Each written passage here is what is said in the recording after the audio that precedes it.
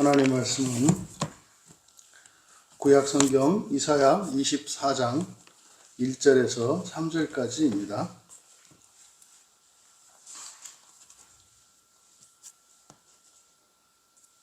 이사야 24장 1절에서 3절까지 함께 읽겠습니다.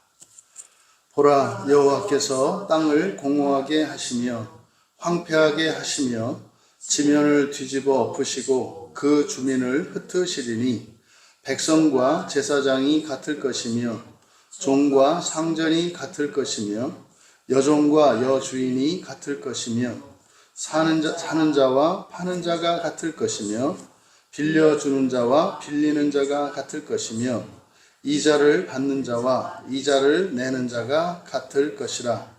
땅이 온전히 공허하게 되고 온전히 황무하게 되리라.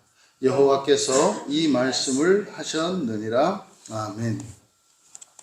선민 이스라엘에 대한 경고라는 제목으로 말씀의 은혜를 나누고자 합니다. 먼저 이 본문은 1절과 3절이 수미상관 구조로 되어 있어서 1절의 내용과 3절의 내용이 비슷합니다. 다만 주어가 1절은 여호와로 주어가 되어 있고 3절은 땅이 주어로 되어 있습니다. 그래서 여호와께서 1절에서 행하셨다. 그리고 3절에서는 땅이 그렇게 되었다. 이렇게 되어 있어서 바로 본문은 하나님께서 행하시고자 하시는 그것이 확실하게 되는 것임을 나타냅니다. 그리고 3절의 맨 끝에 여호와께서 이 말씀을 하셨느니라 이렇게 되어 있는데 이게 이유가 됩니다. 그래서 여호와께서 말씀을 하셨기 때문에, 다시 말해 1절에 있는 그 말씀을 하셨기 때문에 3절에서 그대로 이루어졌다는 것을 나타냅니다. 그러니까 1절과 3절의 중간에 있는 내용, 그러니까 1절과 3절이 이제 같은 내용으로 되어 있는데 이것은 이제 그 안에 들어가 있는 내용이 2절인 거예요. 그래서 1절과 3절 둘러싸고 있는 그 내용이 무엇인지 살펴보고 그것의 구체적인 내용이 무엇인지를 2절에서 설명하고 있는 그런 구조로 되어 있습니다. 먼저 1절이 이제 보라, 여호와께서 땅을 공허하게 하시며 황폐하게 하시며 이렇게 쭉 여호와를 주어로 해서 전부 동사로 만들었습니다만은 먼저 땅을 공허하게 하시며 황폐하게 하시며 이것은 이제 분사로 여호와를 수식하고 있어요. 그래서 그대로 직역을 하면 보라, 그 땅을 비우시고 황폐하게 하시는 여호와를 이렇게 됩니다. 보라, 그 땅을 비우시고 황폐하게 하시는 여호와를. 이것은 태초에 하나님께서 하늘들과 그 땅을 창조하시니라 라고 하는 그 문장의 구조와 같게 되어 있습니다. 그래서 여기서 땅을, 이것이 아니라 그 땅이에요. 그러니까 지금 1절의 전반부에 그 땅을 비우시고 황폐하게 하시는 여호와, 이거는 창세기 1장에서 계시된 엘로힘 하나님, 그러니까 하나님이 천지를 창조하시던 것과 상반되는 내용입니다. 그러니까 하나님은 천지를 창조하셨는데 여호와는 마치 천지 가운데에서 그 땅을 비우시고 황폐하게 하시는 분이라고 이야기를 해요. 그러면 창세기 1장에 천지 창조하시는 하나님으로 계시된 하나님은 엘로힘 하나님이잖아요. 그런데 여기 여호와로 계시되고 있는 이 하나님은, 여호와 하나님은 부순다는 겁니다. 그러면 이게 도대체 무슨 말인가? 우리가 하나님의 성호에 대해서 구분을 할 때 여호와 하나님은 언약의 주체로서 이것은 이제 새 창조, 새 언약을 이루시는 하나님이다 이렇게 말씀을 드렸어요. 새 창조의 하나님이고 언약을 통해서 이루시는 하나님. 그런데 그 여호와가 이사야 24장 1절에서는 그 땅을 비우고 황폐하게 하시는 여호와라는 거예요. 그래서 맨 앞에 보라 이렇게 된 겁니다. 그러니까 아니 여러분, 하나님이 이렇게 그 땅을 창조하신 그 땅을 보시기에 좋았더라 하셨는데 그 땅을 지금 막 비우고 황폐하게 하신다는 거예요. 그래서 이사야 선지자가 깜짝 놀라서 말이죠. 과연 저게 여호와가 맞나? 여호와 하나님이 맞아? 이런 거죠. 그래서 우리가 생각하는 하나님과 너무나 다른 모습을 이사야 선지자는 우리에게 보여주고 있습니다. 그런데 여기에 사용된 단어를 잘 봐야 하는데 먼저 땅을 공허하게 하시다. 이게 이제 비운다는 뜻이거든요. 이제 바카크라는 말인데 이 바카크라고 하는 것은 이때 비우는 것은 그냥 뭐 싹 비우는 게 목적이 아니라 마치 우리의 마음 그릇에 거짓 감정들로 가득 차면 이제 작은 감정 하나에도 화로 폭발하게 되잖아요. 그래서 마음 기경을 하는 가장 큰 유익 중에 하나가 무엇이냐면 쓸데없는 거짓 감정들을 우리 마음에서 비워내서 공간을 비운단 말이에요. 그래서 여기에 바카크라고 하는 이 말이 가지치기를 할 때도 쓰입니다. 그러니까 나무 가지치기를 해서 가지를 잘라내서 공간을 만드는 것은 사실은 그거는 파괴 행위가 아니고 뭐예요? 창조 행위죠. 더 좋은 열매를 맺기 위한 거죠. 그래서 여기서 사용한 이 바카크라고 하는 이것은 창세기 1장에서 하나님이 셋째 날까지 공간들을 창조하신단 말이에요. 그래서 3절에서 9절까지 걸쳐서 빛을 만드시고 궁창을 만드시고 땅을 만드세요. 그 다음에 이제 채워가는 순서로 창조가 되어 있죠. 그러니까 지금 여기 이사야 24장 1절의 상반절에 소개된 여호와에 대한 소개, 그 땅을 비우시고 황폐하게 하시는 이라고 하는 이것은 바로 하나님이 천지를 창조하시던 그때에 맨 처음에 이제 공간을 만드시는 그 창조 행위를 나타내고 있다. 그런데 형식으로는 어떻게 나타내고 있다? 다 비우고 부수고 황폐하게 하는 것처럼 보인다 이 말이에요. 그리고 그 여호와가 이제 거기서부터 주어가 되는 거예요. 그 여호와께서 지면을 뒤집어 엎으시고 그 주민을 흩으실 것이다. 그러니까 땅도 그 땅을 비우시고 황폐하게 하시는, 여기도 이제 황폐하게 하다, 이게 바라크, 이게 이제 운율이 들어가 있어요. 공허하게 하다, 이게 바카크, 황폐하게 하다, 바라크. 발음이 비슷하잖아요. 바카크, 바라크. 이게 이제 히브리어로 읽으면 이런 운율이 있습니다. 그러니까 지금 하나님께서 바카크하고 바라크 하시는데 그 하나님이 또 지면을 뒤집어 엎으신대요. 여기서 뒤집어 엎다라고 번역한 단어는 아와라는 말인데 이 아와는 구부리다, 뭐 뒤틀다 이런 뜻이에요. 그러니까 지면을 구부린다는 게 뭡니까? 땅이 접히는 게 뭐예요? 지진이죠, 지진. 그러니까 지면을 구부리셨고 뒤집어 엎다라기보다는 그냥 구부린 겁니다. 구부리는 거니까 지진이 일어나는 장면을 말해요. 지면을 구부리시고 그 다음에 그 주민을 흩으셨다. 그 주민을 흩으셨다. 여기서 이제 푸츠라고 하는 흩으다라고 하는 이 단어가 맨 처음 사용되는 것은 이제 창세기 11장의 바벨탑 사건입니다.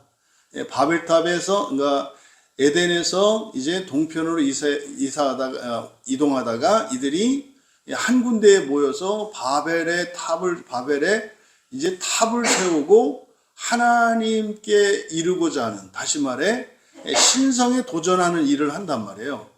그때 하나님께서 이들을 흩으시죠. 그때 이제 처음 사용된 단어가 이 푸츠입니다. 근데 그 주민을 흩으시는 이것은 사실 하나님의 뜻에 거스를 때 하나님이 하시는 행위예요. 이것은 사실은 그래서 흩으시는 목적은 그 또한 구원을 위한 것이다.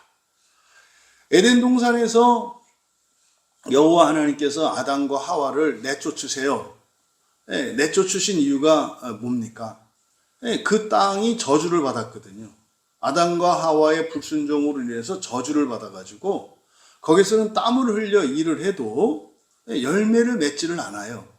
그래서 그들을 내쫓으셨지 않습니까? 또 마찬가지로 신명기 28장에 가면 64절에서 이제 신명기는 가나안 애굽에서 출애굽하고 광야 생활을 마치고 이제 약속의 땅 가나안으로 들어가기 직전에 이스라엘에게 모세가 마지막으로 가나안 땅에 들어가서 어떻게 해야 될지를 가르쳐주는 세 편의 설교예요. 근데 그때 모세가 이스라엘 백성들에게 요구한단 말이에요. 들어가서 하나님을 경외하지 않고 또 하나님의 모든 율법을 지키지 않으면 그들을 어떻게 하실 것이다? 만민 중에 흩어버릴 것이다. 이렇게 말씀을 하세요. 그러니까 여기서 흩어버린다라고 하는 이것은 바로 그들이 함께 있으면 안 되는, 다시 말해서 하나님의 심판, 그러니까 출애굽한 이스라엘이 광야에 있는 것처럼 또 가나안 땅에 들어가서 하나님의 말씀을 지키지 않을 때 하나님께서 징계의 수단으로 사용하시는 것이 흩으시는 거란 말이에요. 바로 그 땅을 비우시고 황폐하게 하시는 여호와께서 지면도 구부리셨고 그 주민도, 여기서 지금 우리말 성경으로는 엎으시고 흩으시리니 이렇게 되어 있습니다만 완료 시제로 되어 있어서 이거는 흩으셨다 이렇게 돼요. 흩으셨다. 그러니까 하나님 말씀에 하나님의 섭리를 벗어난 이스라엘, 그 이스라엘도 하나님께서 심판을 하시는데 이스라엘이 선택된 민족, 선민이기 때문에 그들에 대한 심판의 규모와 그 질이 엄청나게 넓은 거예요. 그러니까 선민 이스라엘의 심판의 대상이 되는 것은 그 민족만이 아니고 어디예요? 하나님의 창조 세계에서 땅 전체라고 이야기한단 말이에요. 그러니까 여러분, 선민이라고 하는 먼저 선택받은 이 민족이 가지고 있는 책임감이라고 하는 것은 다른 민족과 달라요. 이것은 이제 구약으로는 이스라엘이 선민이었겠습니다만 신약의 이제 선민이 그리스도인이거든요. 그러면 그리스도인을 우리가 바로 상징할 수 있는 게 교회거든요. 그래서요, 교회가 선민으로서의 교회가 부패하고 타락하고 세속화되어지면 하나님께서 그 교회를 심판하실 것인데 그 규모는 창조세계에서 지상 전체가 된다고 하는 것을 나타낸 겁니다. 그래서 여러분, 그리스도인은 더 사실은 인생을 진지하게 살아야 하고 더 조심스럽게 살아야 합니다. 왜냐하면 우리들을 통해서 부어주시는 은혜가 온 세상으로 흘러가기도 하지만 우리들의 이 세속화와 불신앙으로 인해서 우리들이 징계를 받을 때 그 징계는 지구촌 전체에 미친다는 사실이에요. 그래서 구약의 선지자들이 목숨을 걸고 선지자의 사명을 다했던 이유가 바로 이것 때문이죠. 어제 우리가 살펴보았던 것처럼 바울이 그렇게 역설적인 자유를 누리는 것, 다시 말해서 하나님으로부터 받은 그 은혜, 그 권리들을 세상 사람들에게 나누어 주기 위해서 정작 자기 자신은 그 권리를 박탈당하는 것 같은 그런 삶을 살아가는, 그러니까 왜 사도들이 그리고 선지자들이 선한 고난을 선택했는지를 알 수 있는 거예요. 그러니까 우리로부터 은혜가 온 세상으로 흘러가고 우리로부터 하나님의 징계와 저주가 쏟아지면 온 세상으로 가기 때문에 그 책임과 그 권세에 대한 책임감이 얼마나 큰지를 알았기 때문에 그렇게 살았다는 것을 알 수 있습니다. 그럼 이제 먼저 3절부터 보면 이제 3절의 주어는 땅으로 되어 있습니다. 그래서 땅이 온전히 공허하게 되고, 여기서 이제 온전히라고 하는 것은 똑같은 이 바카르를 한 번은 부정사로, 한 번은 미활례 시제로 이렇게 해서 사용되고 있기 때문에 완전히라고 한 거예요. 그래서 히브리어에서는 강조하는 방법이 이렇게 같은 단어를 반복해서 씁니다. 그래서 이럴 때 완전히 전적으로 뭐 이렇게 강조하는 방식으로 이제 번역을 하는 거예요. 3절은 땅이 완전히 비워지고 완전히 약탈당할 것이다. 이렇게 돼요. 완전히 비워지고 완전히 약탈당할 것이다. 여기서는 황무하게 되다라고 하는 표현이 앞에는 바라크를 썼는데 여기는 바자즈를 씁니다. 이게 바자즈라고 하는 것은 약탈하는 거거든요. 그런데 이게 수동형이니까 약탈당하는 거예요. 마찬가지로 바카크가 1절에서 비우다라는 뜻이라고 했는데 여기는 수동태형으로 쓰여 있기 때문에 비워지는 거죠. 그러니까 그 땅이 완전히 비워지고 완전히 약탈당할 것이다. 왜요? 그러니까 하나님께서 그렇게 하시기로 했기 때문에. 그래서 왜냐하면 키가 들어가요. 왜냐하면 여호와께서 이 말씀을 하셨기 때문이다. 지금 여기에서 말씀하고자 하는 바가 뭡니까? 반드시 하나님의 말씀은 어떻게 한다는 거예요? 이루어진다는 거예요. 반드시 이루어진다는 거예요. 그래서 하나님이 하신 말씀은 어김없이 완벽하게 그대로 이루어진다는 거예요. 이게 이제 예정과 작정에 대한 말씀이잖아요. 근데 그 방식은 어떤 방식으로? 예정의 방식으로.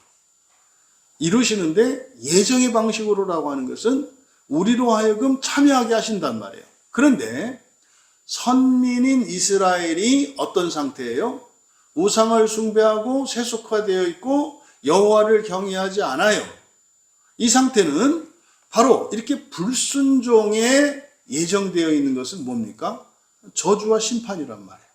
그러면 그 저주와 심판이 어떻게 일어나는가? 그걸 이제 2절에서 밝힌 겁니다. 2절의 내용을 보니까 지금 우리말 성경으로는 백성과 제사장이 같을 것이며 종과 상전이 같을 것이며 이렇게 이제 번역을 해 놓았습니다만은 이게 전부 뭐뭐와 같이라고 하는 명사 앞에 전부 뭐뭐와 같이라고 하는 전치사 K가 다 붙어 있어요. 그래서 그대로 직역을 하면 그렇게 됩니다. 그리고 백성같이 제사장같이, 이제 백성과 제사장이 짝을 이루어요. 그런데 백성같이 제사장같이, 그 다음에 종같이 그의 주인같이, 세 번째로 여종같이 그의 여주인같이, 이게 남종과 여종을 구분해서, 그 다음에 네 번째로 사는 자같이 파는 자같이, 그리고 다섯 번째로 빌려주는 자같이, 빌려주게 하는 자같이, 빌려주는 자같이. 그러니까 돈을 꾸는 자나 돈을 빌려주는 자가 같다 이 말이에요. 그 다음에 여섯 번째가 여섯 번째죠. 채권자같이 속이는 자같이. 이제 우리말 성경으로는 2절에 이자를 받는 자, 그리고 이자를 내는 자, 이렇게 이제 번역이 되어 있는데요. 이자를 받는 자, 이자를 내는 자는 뭐 빌려주는 자하고 빌리는 자 아닙니까? 똑같은 거잖아요. 근데 이거는 그게 아니고요. 앞에 이자를 받는 자라고 하는 것은 나샤흐인데 이거는 정상적으로 합법적으로 돈을 빌려주는 걸 말해요. 말하자면은 은행에서 제도권 금융기관에서 이제 법정 이자를 내고 정상적으로 돈을 빌리는 거. 이게 이자를 받는 자, 나샤흐의 의미고요. 뒤에 이자를 내는 자라고 번역한 이게 나샤, 이거는 속이다라는 뜻이에요.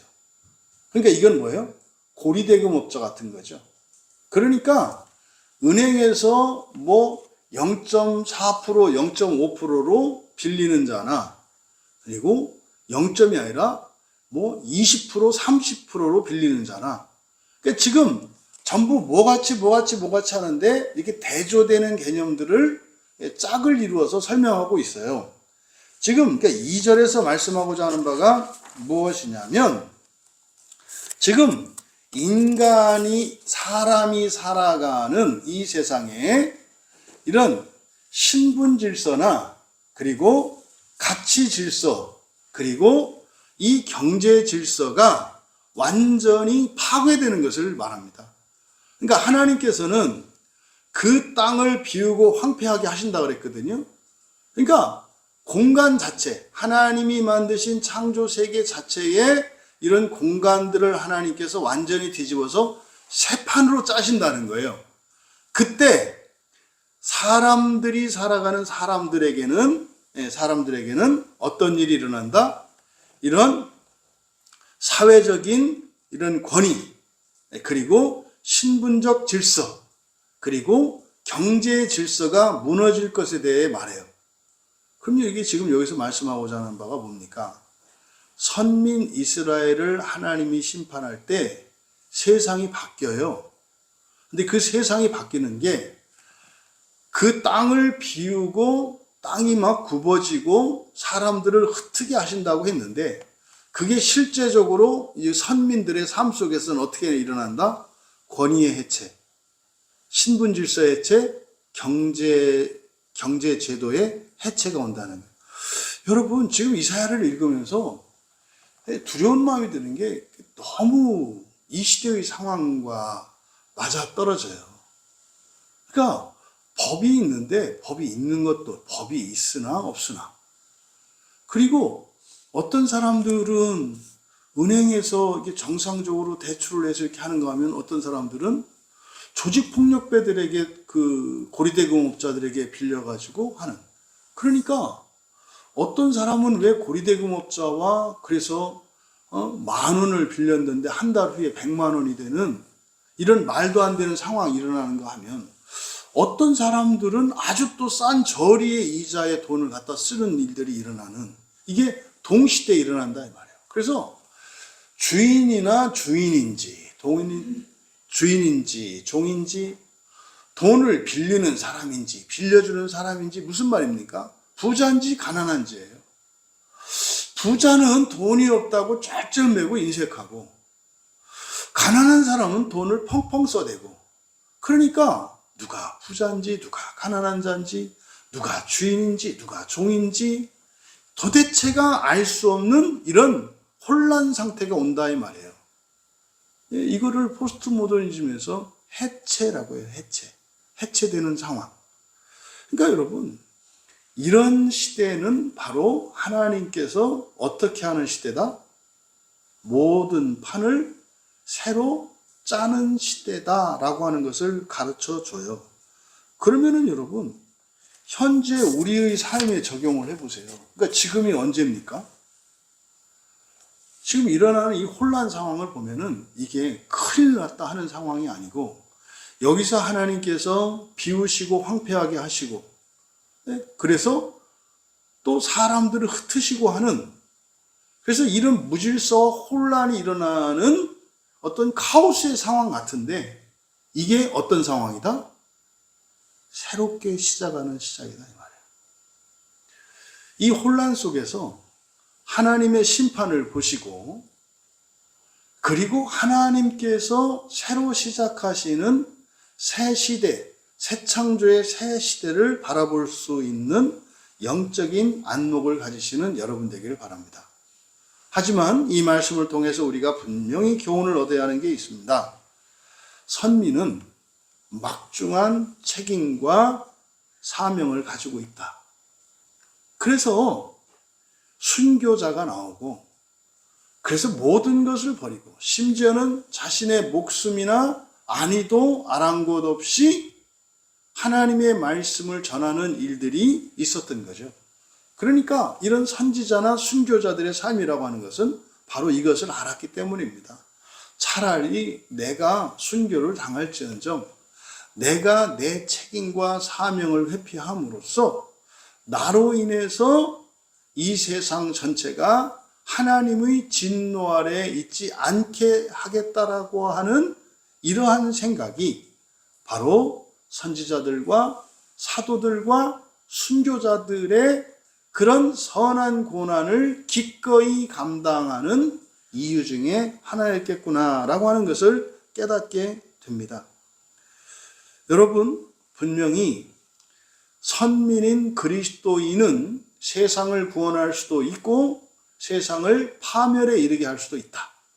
그런데 오늘 우리의 현실을 보면 이미 하나님의 심판은 임했다. 이미 하나님의 심판은 임했어요. 특히 우리나라에는 이미 임했습니다. 그럼 여러분, 지금 이때는 하나님의 심판을 두려워할 때가 아니라 이 심판을 통해서 하나님께서 새로운 시대를 준비하고 계시는데 그 새로운 시대에서 사명을 감당할 이들로 준비되시는 여러분 되기를 바랍니다. 그리고 다시는 똑같은 이런 심판을 받아야 하는 이런 상황에 맞닥뜨리지 않기로 결단하는 우리 모두가 되기를 바랍니다.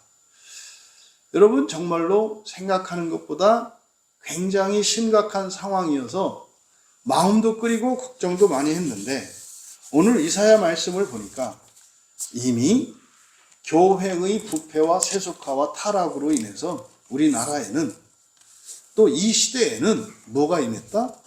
하나님의 심판이 임했다. 그래서 전쟁이 일어나고 그래서 자연재해가 일어나고 마치 예수님께서 종말에 있을 징조들에 대한 예언, 그런데 이사야 선지자는 이것에 대해서 역발상으로 우리에게 말씀하는 거예요. 이 세상의 끝이 오기 전까지 이런 종말의 징조가 보이는 것은 하나님께서 새로운 시대를 여는 징조로 받아들여야 한다는 거예요. 우리가 시대 분류를 하잖아요. 고대, 중세, 근대, 현대라고 하는.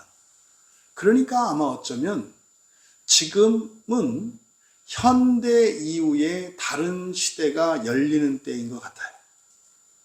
이럴 때일수록 여러분들이 영적인 안목을 키우시고 정말 하나님 나라와 부활의 소망으로 역설적인 그리스도인의 자유, 작은 자가 크게 되고 큰 자가 작게 되는 하나님 나라의 가치관으로 잘 무장되시기를 바랍니다.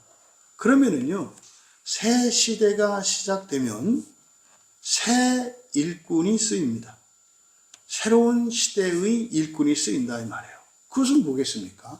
하나님 뜻에 합한 자들이에요. 하나님 뜻에 합한 자들이에요. 그들에게 무슨 능력이 있거나 뛰어난 문명이 있고 과거의 삶이 어떤 것이 아니라 여러분, 대제국을 이루었던 나라들은 다 야만이었어요. 야만이었어요. 근데 하나님께서 그들을 사용하셔서 온 세계를 섬길 수 있는 제국으로 만들어 주시거든요. 이 혼란이 오히려 우리들이 기회로 삼을 수 있는 그 은혜가 임하기를 주님의 이름으로 축원합니다.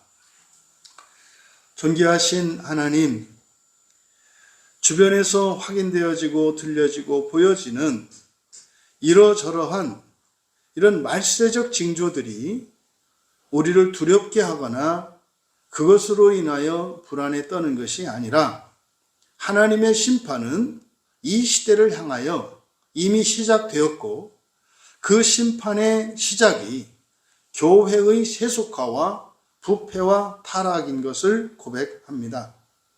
하지만 이것으로 아우성을 치고 소리를 지르는 것이 아니라 오히려 순전한 그리스도인으로 회개하고 돌이키기로 결단함으로 하나님께서 새롭게 열어나갈 새 시대를 준비할 수 있는 새 시대의 거룩한 일꾼들 다 되게 하옵소서. 감사하며 예수님의 이름으로 기도하옵나이다.